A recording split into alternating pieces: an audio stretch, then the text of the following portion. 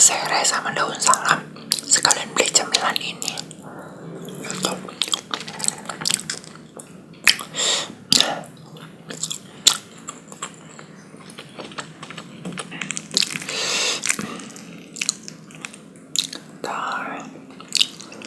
Jadi kan lumayan buat aku bikin video gitu ya.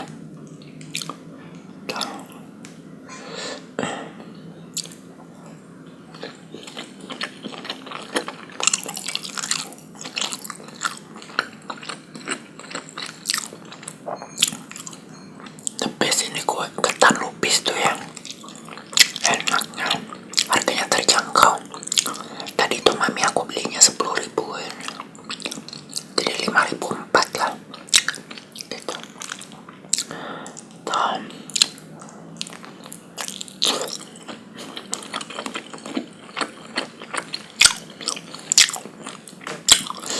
Itu ya aku ya kemarin ya,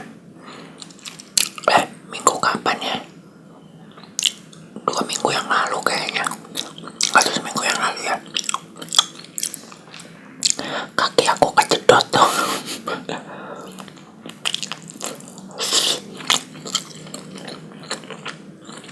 Jadi lantainya tuh basah ya.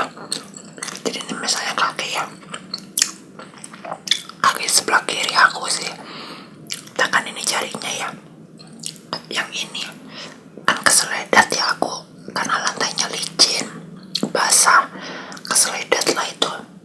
Ini si kelingking,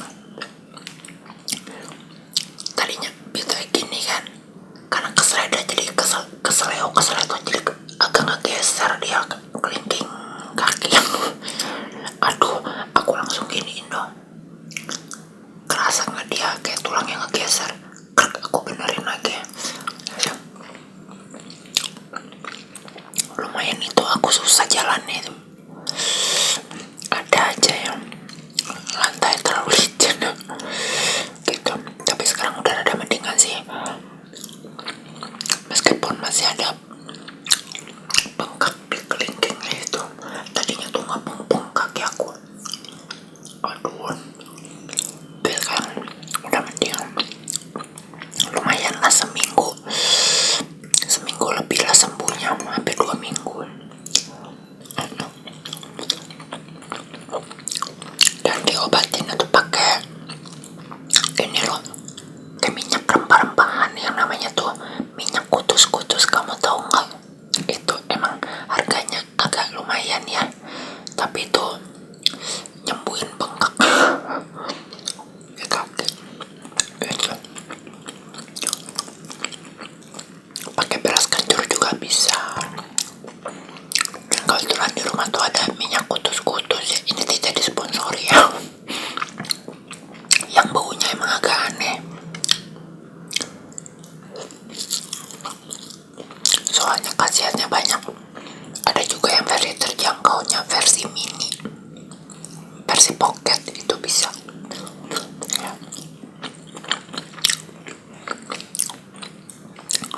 Itu sih lumayan senut-senut itu waktu aku ke Soledad itu.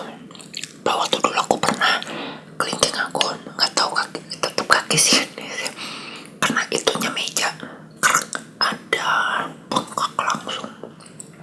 Sama mie aku dibikinin beras kencur kempes, yang ini juga sempat dibikinin beras kencur sih. Udah gitu dilanjut pakai minyak balur itu sih ya. Berarti aku 2 kali loh kena kelingking kaki itu. Kamu pernah kena kaki kelingking kiri atau kanan kena meja ini ya, kena itunya gitu, pernah? Lumayan ya. Bagi yang belum pernah, jangan, susah jalannya. Jadi susah kalau jalan bengkak ya. Dan ya aku masih nonton Taxi Driver ya, itu ya, aku udah mulai enjoy ya Taxi Driver, nyantai gitu di season 2. Ini ada penjahat yang gak penting, kamu nyadar gak? Yang penjahatnya itu yang ganteng itu loh, yang dia tuh awal mulanya tuh pura-pura ngelamar sebagai karyawan baru lah, polos banget tampilannya tuh,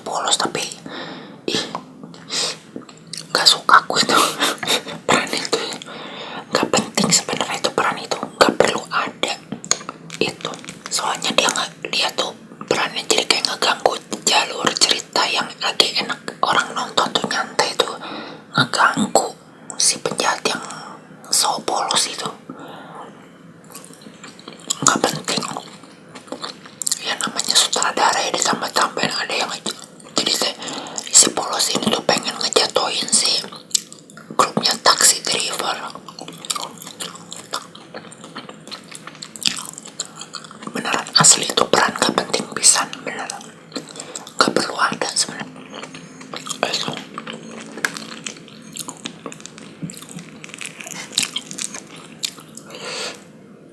Tapi penjahat taksi driver yang paling aku suka yaitu yang di season pertama yang cewek, Dokter Baek itu, lo yang lumayan agak sadis itu, keren.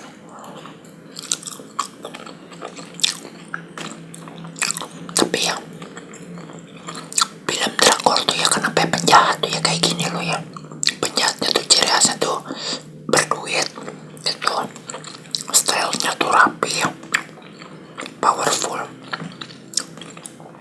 Emang kenyataan seperti itu, dan harus ganteng. Sedangkan kita di oknum gak ada yang ganteng kan, para oknum ada di Korea mah, di film teh banyak yang ganteng ya. Itu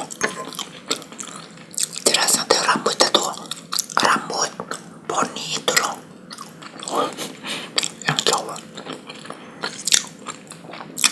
Biasa formula drakor kan gitu, penjahatnya harus super ganteng ya kan?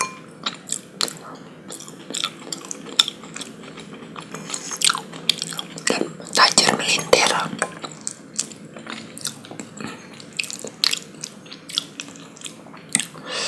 Tapi pas episode berapa ya, si penjahat itu nyadap mobilnya si taksi, mobil taksinya Kim Dogi itu, dia kecelakaan, nggak tahu dia masih hidup atau enggak itu loh. Nanti aku nonton lanjutan itu.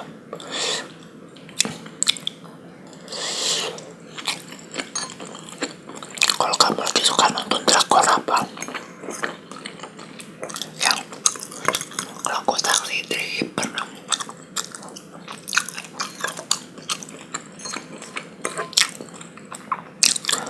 Itu kalau drakor, kalau bukan romantisan aku cocok. Tapi kalau udah romantisan aku ngeliatnya ide naon sih.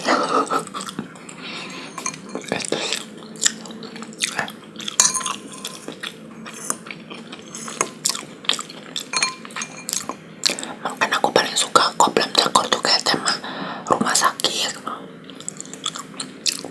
langsung teh taksi driver oke. Gitu. Boleh lah ada romantis tapi jangan over. Kalau over aku ngeliatnya ya aneh, soalnya tidak seindah yang ada di serial TV ya. Drakor gitu kan biar untuk menurunkan angka perceraian kan, yang dimana angka perceraian di sana tuh gede gitu ya. Di sini juga sama sih ya. Tapi kadang-kadang ya, orang buru-buru nikah, udah nikah cerai, ngapain coba, buang-buang biaya jadinya kan. Udah nikah punya anak, cari yang lain,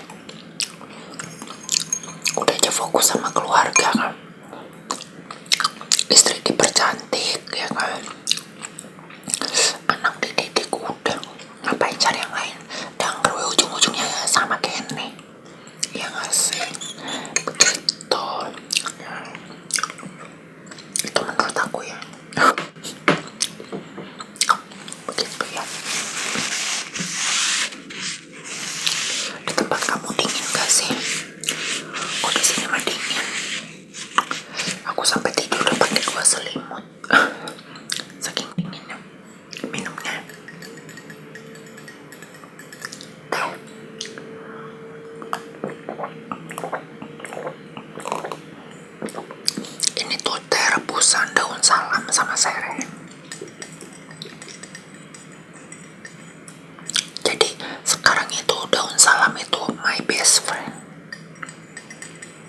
ada hari tanpa daun salam. Itu. Ini yang bikin badan aku jadi enak, gak sakit, dan tidak ada berbagai macam beling di dalam tubuh. Itu.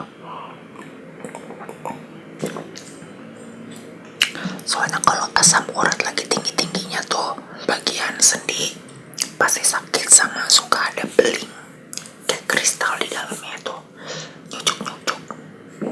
Berkat daun salam buyar lah itu semua gitu, istilahnya mengurangi seperti itu ya.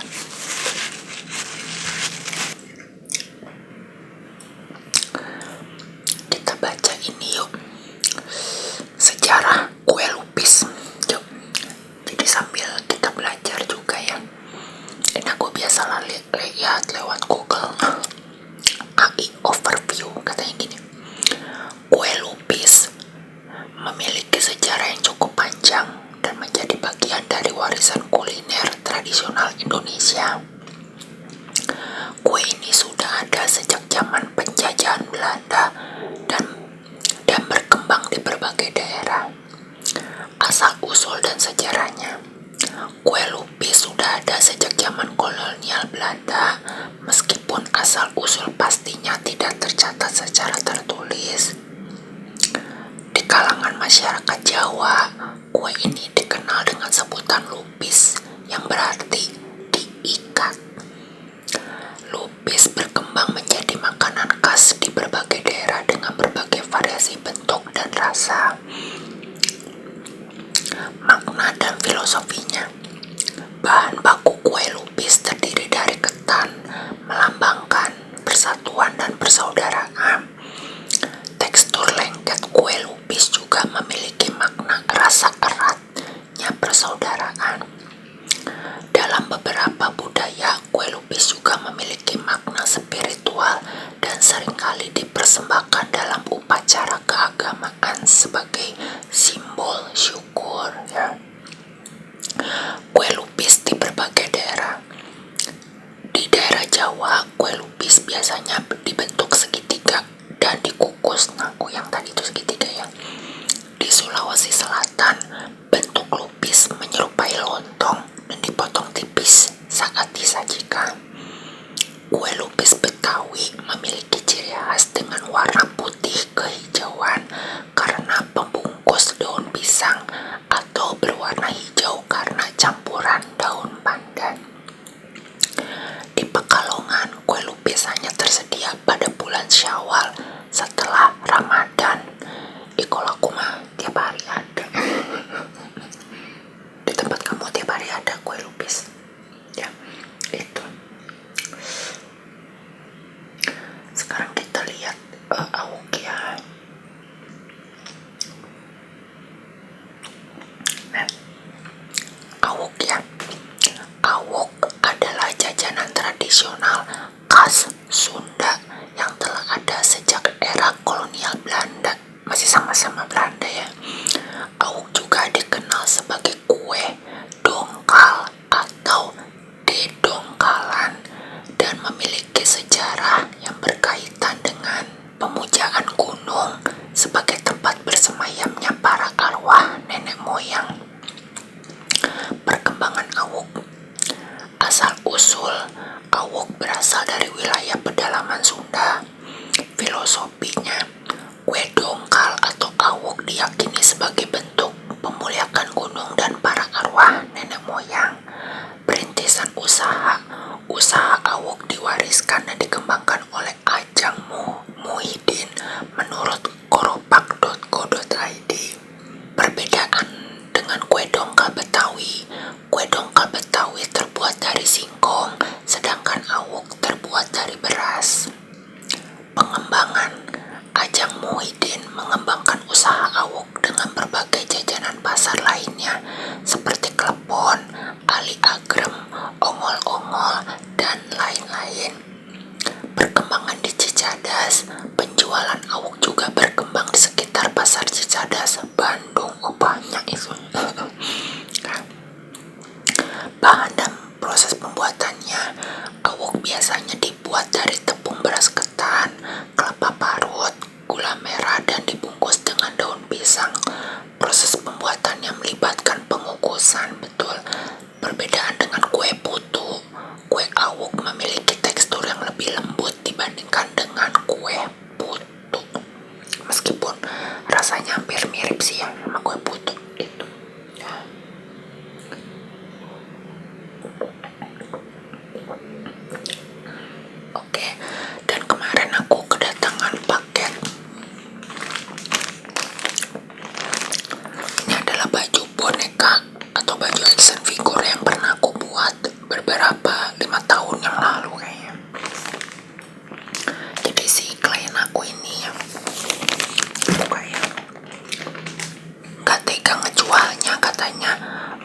ini kata dia tuh, ini kan buatan kamu, aku nggak tega jualin aja. Jadi dia kasih balik ke aku secara cuma-cuma dong.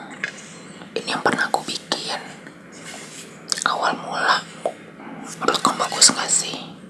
Itu nih celana jeans. Tuh, aku pas ngeliat ini, itu kan baju yang pernah aku bikin gitu. Tapi orangnya katanya lagi jenuh sama apa sih, kayak gini-gini gitu. Nah kalau ini jaketnya yang pernah aku bikin, pernah aku tunjukin gak sih di video aku di YouTube?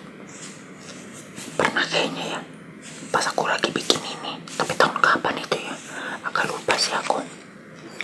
Kalau kamu ada yang tahu, komen aja di bawah ya. Kayaknya aku pernah deh, pernah gak sih? Tuh, aku pas ngeliat, bagus juga aku bikinnya. Ini aku pakai mesin jahit semua. Padahal bisa aja sih aku bikin nanti manualin sih, tapi oke lah, pakai kantong juga tuh. Kataku sok aja, nggak apa-apa, dikakuin aja gitu. Bagus ini klien aku ya, apa sih, menghargai yang udah ngebikin gitu. Di luar lagi ada petasan, dan ini celana dalam. Tuh, begitu. Jadi ini ya aku pakai aja buat aku sendiri deh, kemainan aku. Begitu. Tadinya baju ini mau kataku, oh udah aja jual aja, tapi dia oke. Tapi mungkin dia agak nggak tega mungkin ya, ini kan hasil buatanmu, nggak tega aja ngejualnya gitu. Jadi dia ngasih ke aku free aja, soalnya buatan aku, dia tahu. Dan dia juga nawarin juga body dari boneka, body silikon sih, yang pernah aku tunjukin. Ini aku sensor ya, soalnya agak membahenol. Tuh body silikon gitu. Ini dadanya gede. Ini tuh agak warna gelap kulitnya. Yang ini satu.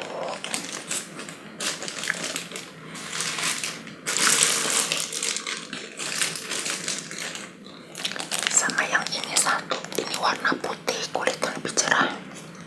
Tuh ya. Dan kondisinya tuh masih bagus banget. Meskipun ada bekas baju stain dari bahan, ada ini kakinya tuh ada. Dan gak ada yang meleleh. Kualitas masih bagus, dan dia jual dengan harga sahabat banget, super.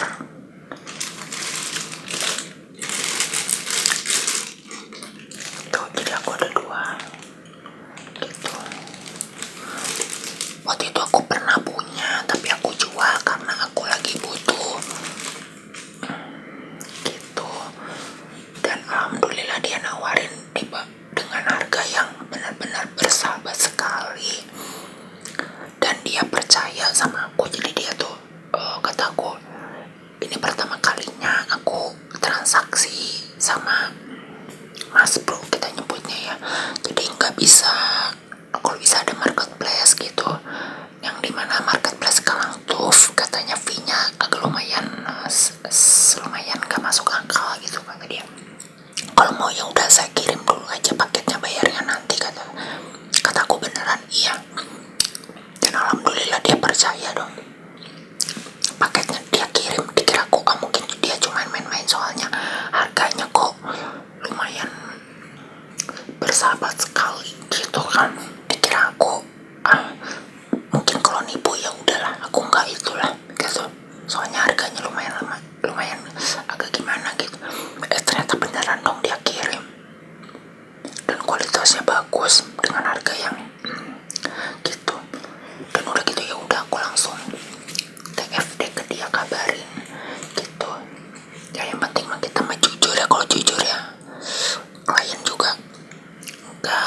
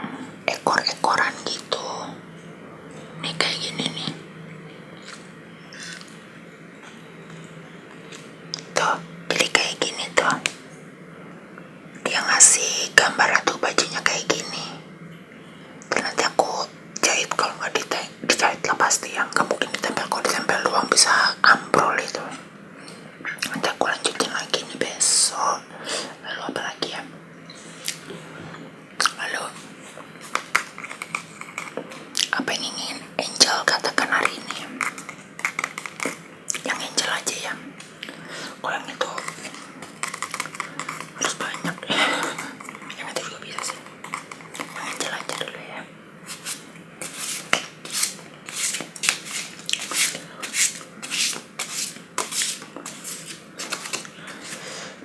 Ini selesai, udah deh, langsung aku bisa kirim.